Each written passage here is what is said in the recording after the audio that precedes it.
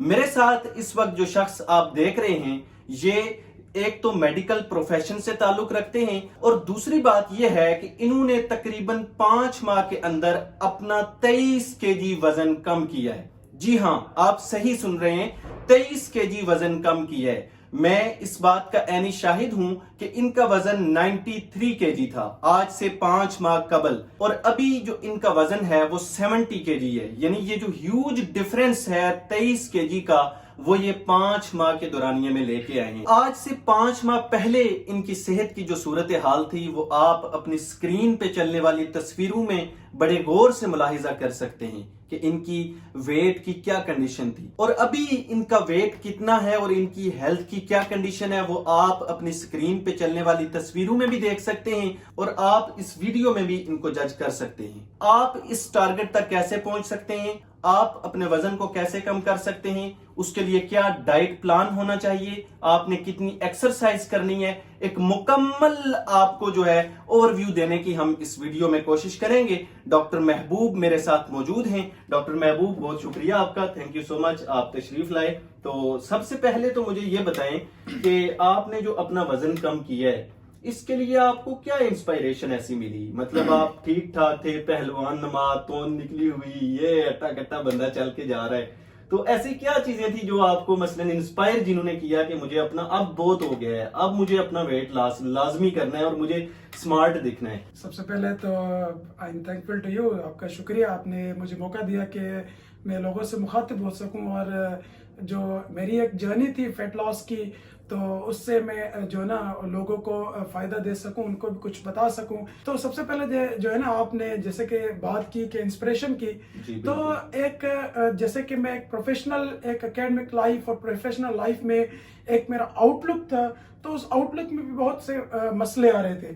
अच्छा। और एक ओबीस पर्सन जो है जिसका वेट बढ़ा हुआ है, तो उसके मेडिकल इश्यूज भी इतने होते हैं, जिस तरह से आपकी जो है ना मोबिलिटी है कम हो जाती है, और उसके अलावा जो है आपका जो एक तरह से पूरा जो आउटलुक है और जो आपका जो पूरा एक रहन सहन है वो भी एक तरह से मफलूज हो जाता है।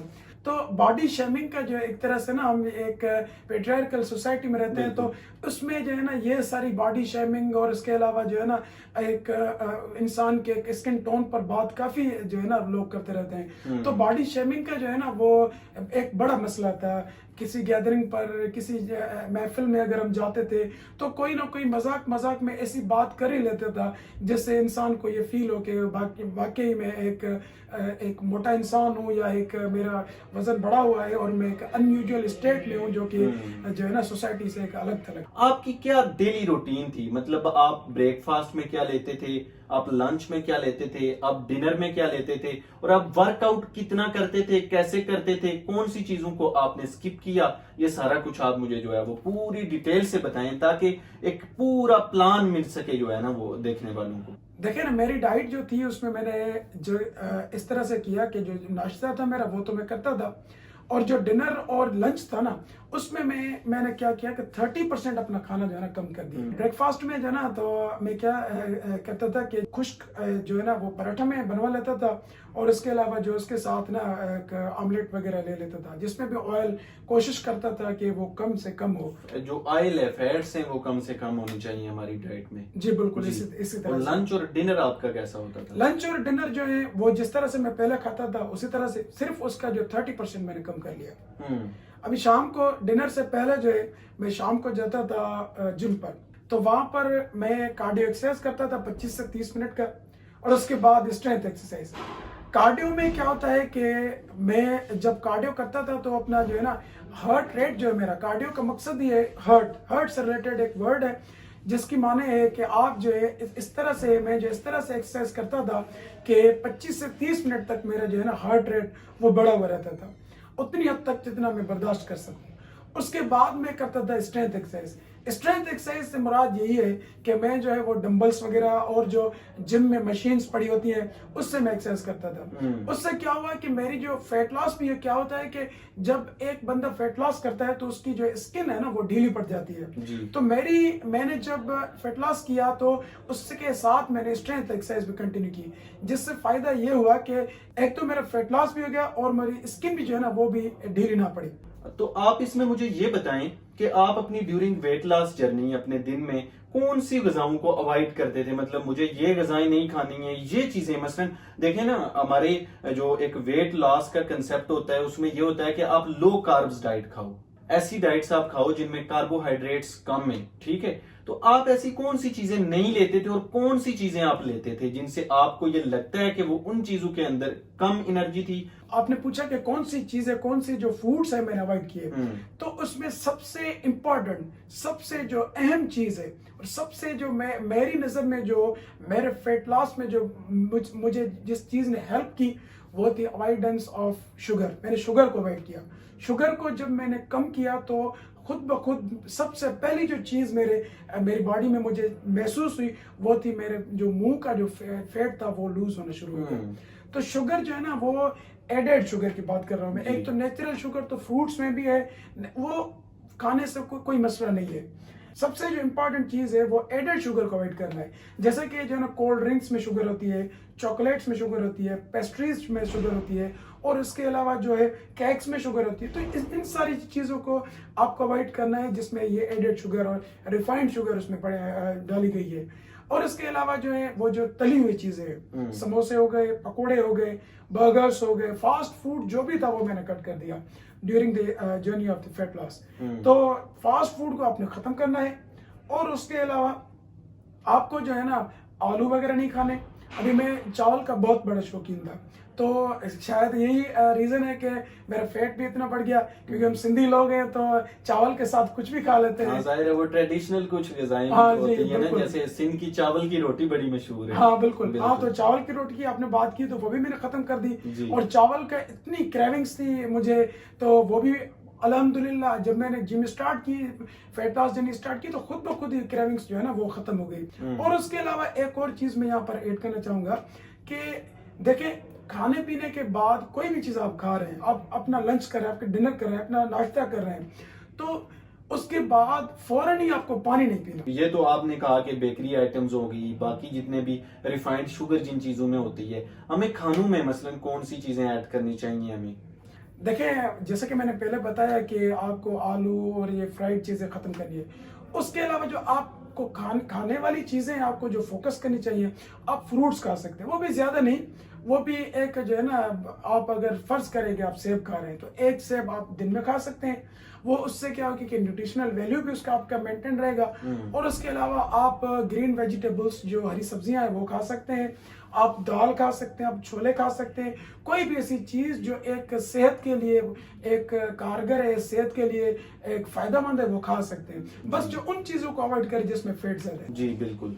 तो अभी आप मुझे ये बताएं कि जो लोग वेट लॉस जर्नी स्टार्ट करते हैं, जिम ज्वाइन करना स्टार्ट करते हैं, जहां तक ताल्लुक है शहरों का, वहां पे तो जिम्स मौजूद हैं, लेकिन जो देहातों के लोग हैं वहां पे तो जाहिर सी बात है, जैसे आपने कहा मैं जिम करता रहा, लेकिन देहातों में जो बैकवर्ड एरियाज हैं उनमें तो जिम्स मौजूद नहीं है। तो वो लोग अपनी डेली एक्सरसाइज कैसे करें? देखिए ना, फेट लॉस की एक जो जर्नी है ना, इसमें जरूरी नहीं कि एक बंदे के पास जिम हो या जिम की फैसिलिटी अवेलेबल हो। आप इस तरह से करें कि देखिए, फेट लॉस के लिए जो बहुत इंपॉर्टेंट जो एक्सरसाइज है वो तो कार्डियो है। उसमें कोई भी इस तरह का जिम की जो इंस्ट्रूमेंट है, वो कोई भी जिम की जो मशीन है वो यूज नहीं होती।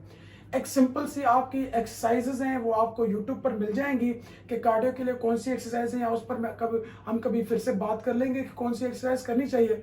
और उसके अलावा अगर आप किसी गांव देहात में अगर रहते हैं तो एक काम कर सकते हैं, आप स्ट्रेंथ एक्सरसाइज के लिए 4 चीजें अपनी जो है ना वो एक तरह से वो ना ले सकते हैं। एक तो आपके पास तो डंबल होने चाहिए किसी भी वेट के, और उसके अलावा 2 आपके पास प्लेट्स होनी चाहिए।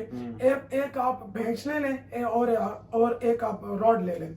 ये 4-5 चीजें जो आप अगर अवेलेबल कर सकते हैं अपने घर में, तो एक इजी भी हो जाएगा और आपके लिए स्ट्रेंथ एक्सरसाइज करना भी एक अच्छा हो जाएगा और इजी हो जाएगा। और उसके अलावा सुबह को या शाम को आप जो है ना एक चले जाए, एक आधे घंटे की वॉक पर चले जाए, उसमें से आप जो है ना वो 10,000 स्टेप्स आपने ले लिए फॉर एग्जाम्पल, तो इस ब्रिस्क वॉक से भी आपका जो है ना वो अच्छा खासा जो है ना आपको बेनिफिट मिलेगा, क्योंकि इससे भी हमारी कैलोरीज बर्न होती हैं। और जब आप ऑलरेडी कम खा रहे हो, कम कैलोरीज ले रहे हो, तो फिर आपका जिस्म जो है ना आपकी चर्बी को जलाता है और आपकी जो चर्बी है वो गल गल के आपके जिस्म की एनर्जी की रिक्वायरमेंट्स को पूरा करने के लिए यूज होती है और आपका अल्टीमेटली क्या होता है कि आपका फैट लॉस होता है और आप स्लिम एंड स्मार्ट दिखने लगते हो। सारी बातें एक जगह, आपने डाइटिंग करनी है, आपने एक्सरसाइज पे फोकस करना है, लेकिन जो एक मेन चीज होती है वो ये होती है कि लोग ये जर्नी स्टार्ट करते हैं, कुछ दिन के लिए डाइटिंग करते हैं, फिर जिम भी लगाते हैं साथ में, लेकिन होता यह है कि उसके कुछ दिनों बाद उनको या तो रिजल्ट्स नहीं मिलते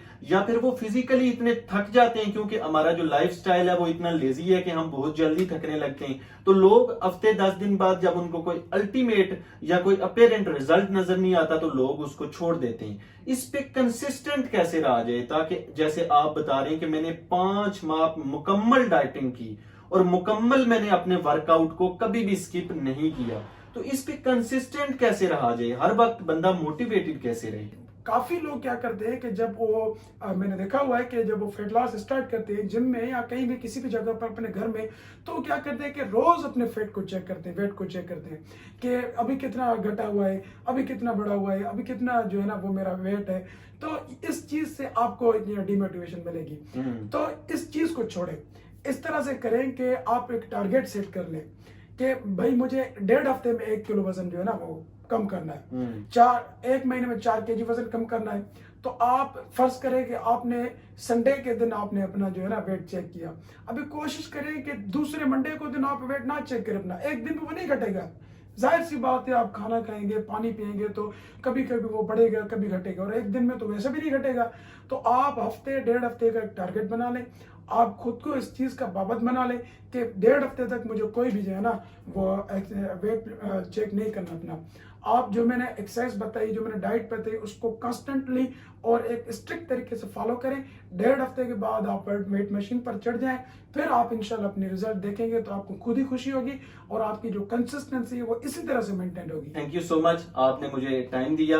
तो ये जो आपने बातें समझी, जिसमें आपने ये समझा कि आपने एक बैलेंस्ड डाइट लेनी है, उसके साथ आपने वर्कआउट करना है, प्रॉपर तरीके से एक्सरसाइज वॉक पे फोकस करना है, और उसके साथ साथ जो सबसे बड़ी चीज है वो ये है कि आपने सब्र का दामन, कंसिस्टेंसी का दामन, मुस्तकिल मिजाजी का दामन आज से नहीं छोड़ना है। बस आपने लगे रहना है, लगे रहना है, गिव अप आपने नहीं करना है। तो इस उम्मीद के साथ कि आपको अपनी वेट लॉस जर्नी में ये जो कंसेप्ट्स हैं क्लियर हुए होंगे। लेकिन यहाँ पे अगर आपको कोई भी चीज, कोई भी किसी किस्म की कंफ्यूजन है तो आप हमें कमेंट सेक्शन में जरूर पूछ सकते हैं, हम आपको जरूर रिस्पॉन्ड करेंगे। और मुझे ये भी बताइएगा कि आपको आज की हमारी ये गुफ्तगू कैसी लगी। एक नई वीडियो के साथ आपसे मुलाकात होगी, तब तक के लिए अल्लाह निगहबान।